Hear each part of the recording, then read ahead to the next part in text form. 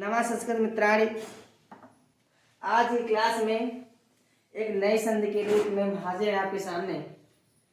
ठीक है, पिछली कक्षा में मैंने आपको पूर्व संधि पढ़ाया था और आज एक नई संधि है प्रकृति भाव संधि। कौन संधि है? प्रकृति भाव संधि। और इसका सूत्र लिखिए क्या है? कह रहा है सर्वत्र विभाषा गो। क्या है? सर्वत्र विभाषा गो। सर्वत्र माने होता है हर जगह, विभाषा माने होता है बोला जाता है या बोला गया हो। गो माने शब्द होता है, गो माने होता है गाय, एक प्रसिद्ध शब्द है। इसके बारे में एक शब्द के बारे में एक संधि का निर्माण हो गया है, एक सूत्र का निर्माण यहाँ पर हो गया है। उसमें क्या कहा गया है? यदि पदांत गो शब्द के बाद, यदि पदांत गो शब्द के बाद हरस आ हो, ठीक है, हर्ष माने छोटा आ हो, तब विकल्प से प्रकृति भाव हो जाता है। प्रकृति भाव का मतलब होता है जो जैसा है वह उसी प्रकार का हो जाता है, उसमें कोई परिवर्तन नहीं होता है। फिर से देखिए, सर्वत्र विभाषा गो सूत्र क्या कहता है? प्रकृति भाव। पहली बात सूत्र कैसा है? प्रकृति भाव संधि। कैसा है? प्रकृति भाव संधि का विधान करता है। यह प्रकृति भाव संधि का ये मेल करवाता है। और इसका विस्तार क्या है? यदि पदांत गो शब्द के बाद हरस आ हो, तब विकल्प से प्रकृति भाव हो जाता है। यहाँ देखिए क्या कहा? विकल्प से। क्या कहा यहाँ पर? विकल्प से। एक में तो प्रकृति भाव करेंगे, यानी एक में तो हूबहू जो जैसा आया है उसी प्रकार से कर देंगे, लेकिन दूसरे पक्ष में भी कोई अगली संधि बनेगी जो आपके सामने बनकर के आ रही है। देखिए उदाहरण जैसे गोधन अग्रम। क्या दिया है? गोधन अग्रम। वही कहा, यदि पदांत गो शब्द पद, देखिए पदांत भी है यानी पद बन चुका है। गो एक पद है। गो क्या है? एक पद है, ये अपने आप में पूर्ण है। वही कहा गो पदांत गो शब्द के बाद हरस आ हो, हरस आ भी आया है, तब विकल्प से प्रकृति भाव हो जाता है, यानी उस जैसा है वह उसी प्रकार से रहेगा, उसी प्रकार का होगा, उसमें कोई परिवर्तन नहीं होगा। देखिए गोधन अग्रम कुछ नहीं किया हमने, हमें क्या करना है? प्रकृति भाव करना है, तो गो अग्रम हो गया, इसमें कोई परिवर्तन नहीं आया। एक हमारा एक भाग हमारा सिद्ध हुआ। इसमें कौन संधि है? गो अग्रम में एक संधि निकल के आई। कौन संधि है?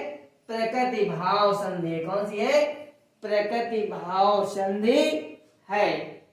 अब देखिए, जो पिछली क्लास में मैंने पढ़ाया था, यदि एगा पदांता गति सूत्र क्या कहा था?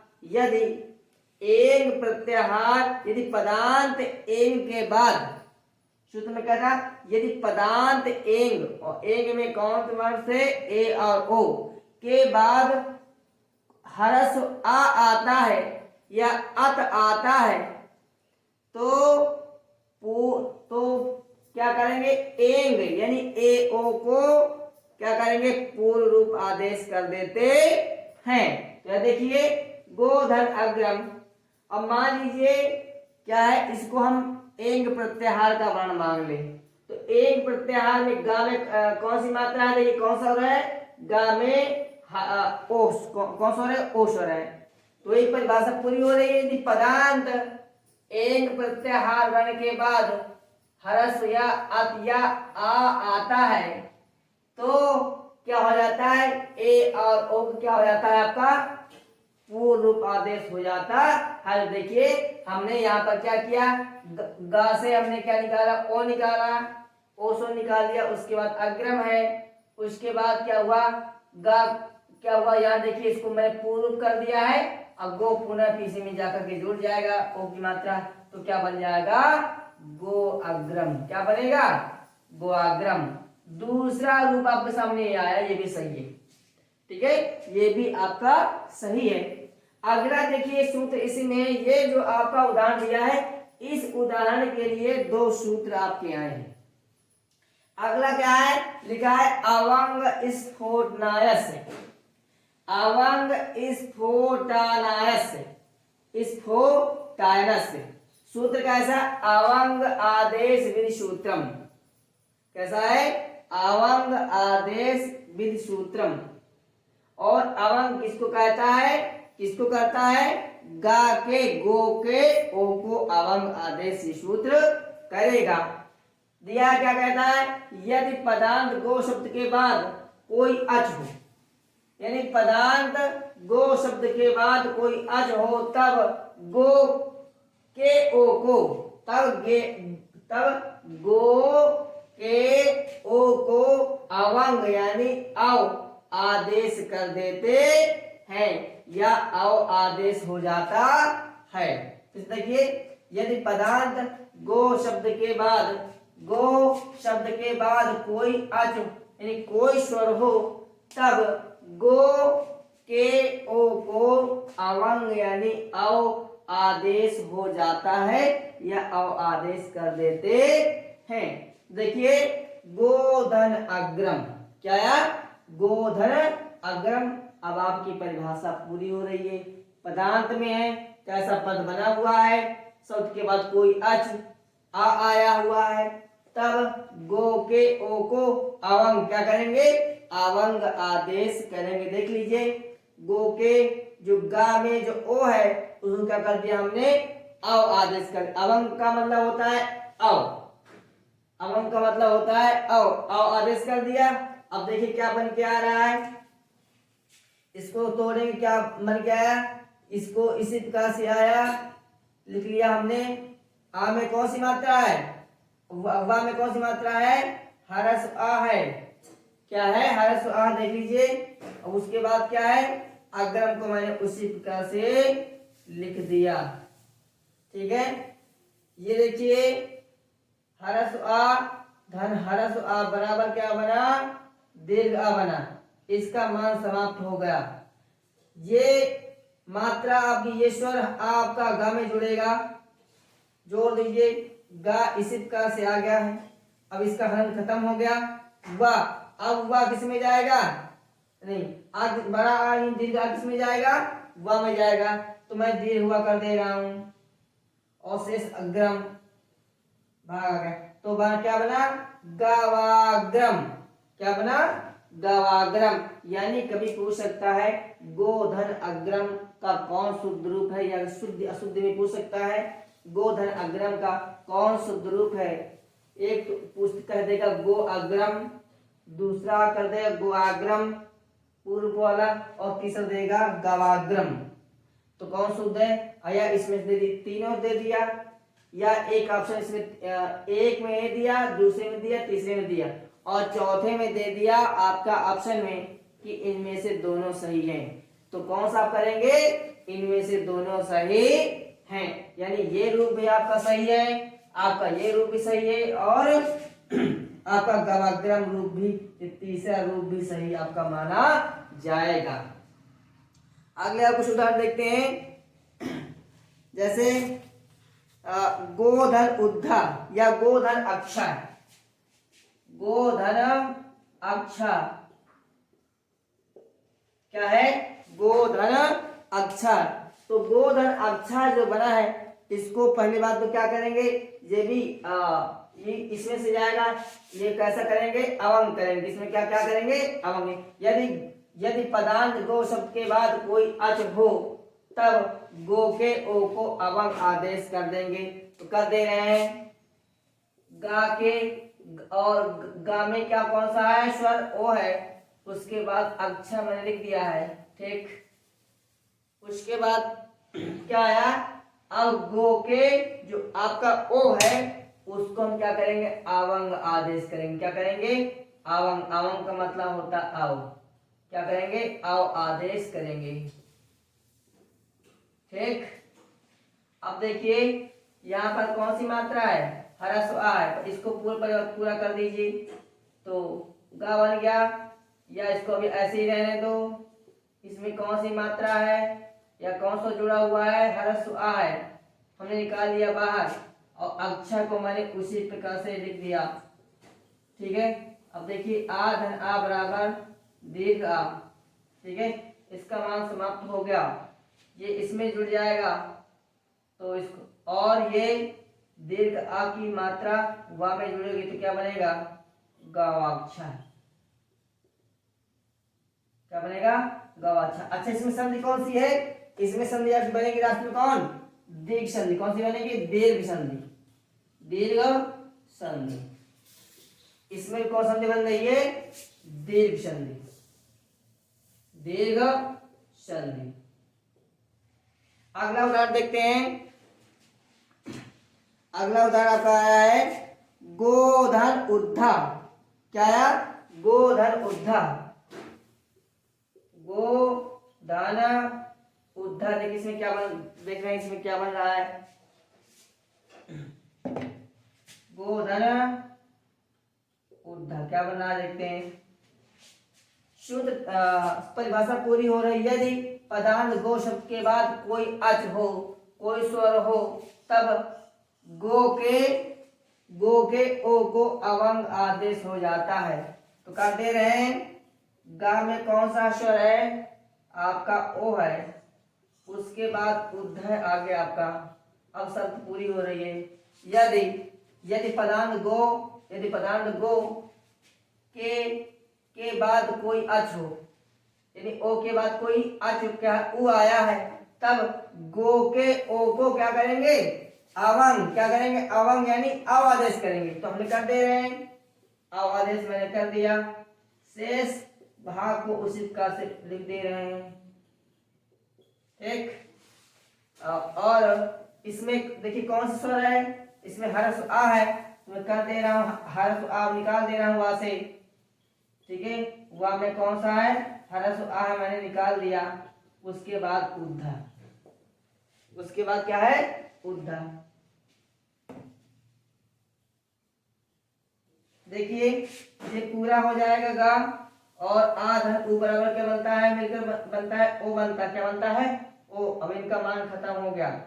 क्या बनेगा? गा में आ जुड़ेगा तो गा पूरा बनेगा। क्यों? अब इसका हर्ष खत्म हो गया क्योंकि इसमें स्वर जुड़ गया है। वह है वह, अभी हर्ष लगा दो, कोई दिक्कत नहीं है। और शेष आ धन उ मिलकर क्या बना? ओ बना। उसके बाद उद्धव से दे रहे हैं। अब चूंकि किसी व्यंजन की आगे क्या कोई स्वर है, इसीलिए क्या करेंगे? इस स्वर को अपने पीछे वाले व्यंजन में जोड़ देंगे। तो क्या बनेगा? गवोद्धा। कौन सा बनेगा? क्या बनेगा? गवोद्धा। और संधि कौन सी है? इसमें गुण संधि। कौन बनेगी? गुण संधि। तो आपने देखा। और समास कौन सा है? समास इसमें होगा षष्ठी तत्पुरुष समास। ठीक है, इसमें कौन संधि है? दीर्घ संधि है। इसका मतलब क्या होगा? गोअग्रम का। गोअग्रम का मतलब होगा गाय का अगला भाग। गाय का अगला भाग, यानी गाय का अगला हिस्सा, यानी गाय का आगे का हिस्सा। तो मैं इस क्लास में हमने आपको सर्वत्र विभाषकों के अंतर्गत सब बताया संधि कैसी है। प्रकृति भाव संधि है। और प्रकृति भाव संधि का मतलब होता है जैसे का तैसा रह जाना। उसी में परिभाषा क्या कहते हैं? यदि पदांत गो शब्द के बाद हर्ष आ हो, तब विकल्प से प्रकृति भाव हो जाता है। यानी विकल्प से करेंगे, एक में तो प्रकृति भाव जैसे का तैसा रह जाएगा, और दूसरे में कुछ न कुछ परिवर्तन होगा। तो पहले इसको देखते हैं। प्रकृति भाव वाला गोधन अग्रम आया तो गो अग्रम हो गया, इसमें कुछ नहीं हुआ, प्रकृति भाव हो गया, जैसे का तैसा रह गया। अब अगला कुछ इसके पहले मैं अगले पिछले वीडियो में बताया था कि यदि एक प्रत्याहार के बाद कोई स्वर यानी कोई अच आता है, कोई अत आता है, तो क्या हो जाता है? एन को क्या हो जाता है? प्रकृति भाव हो जाता है। तो हमने कर दिया यहाँ पर गो में आ आया है, तो देखिए ओ आ गया यहाँ पर। इसको क्या करेंगे? प्रकृति भाव। मैंने आपको क्या कर दिया? प्रकृति भाव। तो क्या बना? गोआग्रम। और संधि कौन सी बनी? पूर्व रूप संधि बनी है। ठीक है, और इसका मतलब होता है गाय का अगला हिस्सा। उसके बाद थोड़ा सा कुछ शेष बच गया था, बचा गया शेष भाग। तो इसमें अगले वाले सूत्र के लिए क्या आया है? अवंग स्फोटायनस सूत्र क्या कहता है? अवंग आदेश विसूत्रम। ये कैसा है? अवंग आदेश करेगा ये। अवंग और अवंग का केवल अवशेष बचता है। तो तो यदि पदांत गो शब्द के बाद कोई अच हो तब गो के ओ को अवंग यानी अव आदेश हो जाता है, जिसका उदाहरण आपके सामने ये है, गोधनाग्रम। लास्ट में क्या बना, गवाग्रम बना। और संधि कौन सी है, दीर्घ संधि। अगला उदाहरण दिया आपका ये वाला, गोधन अक्षा, ठीक है, गोधन अक्षा, तो क्या बना इसका, गवाक्षा। क्या बना, गवाक्षा बना। संधि कौन सी है, दीर्घ संधि लास्ट में बन के आई।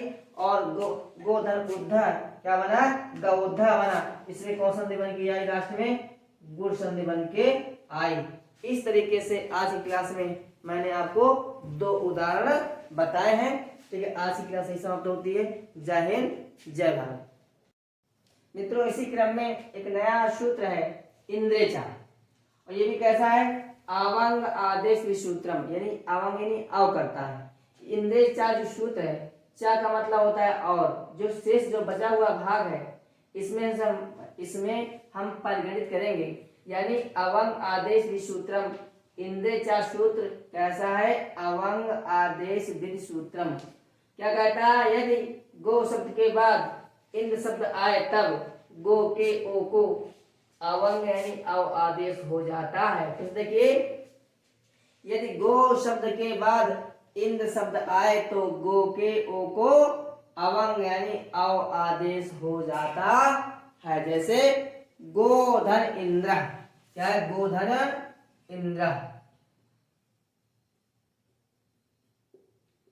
गोधन इंद्र कर दीजिए। क्या करेंगे, गा के ओ को क्या करेंगे हम, अवंग आदेश करेंगे। इस प्रकार से होगा, ठीक है, गा के ओ को अवंग यानी अव आदेश करेंगे। कर दीजिए, गा के ओ को हम अव आदेश कर दे रहे हैं, तो क्या बन रहा आपके सामने, देखिए। अब यहां देख लीजिए, अब यहाँ इसमें हलन नहीं है। अब यहाँ देखिए, व में कौन सी मात्रा है, कौन स्वर है, हर्ष आह, कर दो बाहर। हम इस आ को इसी प्रकार से रहने देते हैं, इसे जो आपका वा से हम आ निकाल दे रहे हैं, क्योंकि इसमें कौन सी मात्रा है, हर्ष आ की मात्रा है, और शेष भाग को हम इसी प्रकार से लिख दे रहे हैं। ठीक, अब यहाँ देखिए, कुछ नजर आपको आ रहा होगा, क्या नजर आ रहा है, क्या दिखाई दे रहा है, आ धन ई, आ धन ई मिलके क्या बनेगा, ए। मैंने आपको क्वेश्चन में बताया था, आ धन ई बराबर ए। कैसे या क्यों, उच्चार स्थान की समानता के आधार पर। इसका कंठ है, इसका तालु है, ऐसा क्या और क्या है, कंठ और तालु है।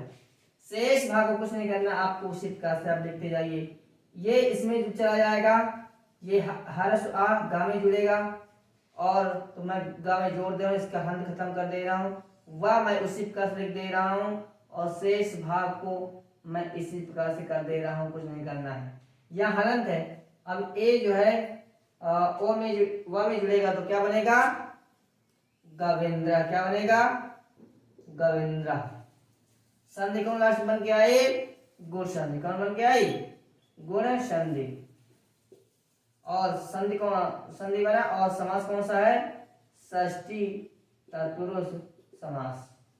एक तो ये बन गया है। एक और मैं देख लेता हूं, इसमें दूसरी जो परिभाषा इसमें फिट हो रही है कि अवंग, क्या कह रहा है,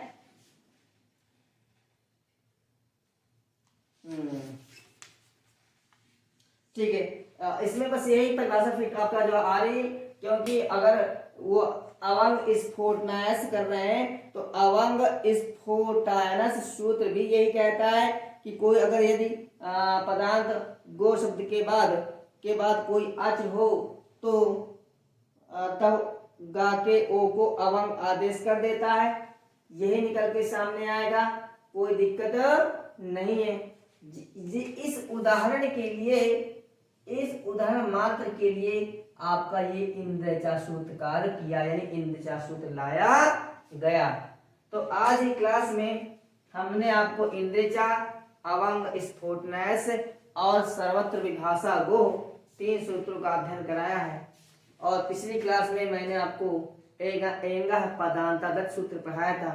कल की क्लास में मैं आपको क्या है, परूप संधि, क्या है, परूप संधि का अध्ययन कराऊंगा। यानी आप लोग तो पर रूप संधि को देख लीजिएगा। तब तक के लिए जय हिंद, जय भारत।